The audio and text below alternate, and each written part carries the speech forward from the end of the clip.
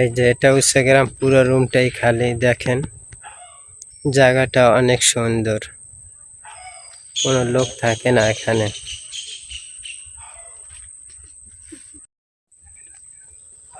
এটার নাম হলো উচ্চগ্রাম।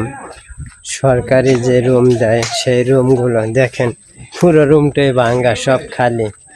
ঘুরতে এসে দেখি কেহ নাই। দেখেন পুরো রুমটাই খালি। বাড়িটা কিন্তু অনেক সুন্দর দেখা যায়।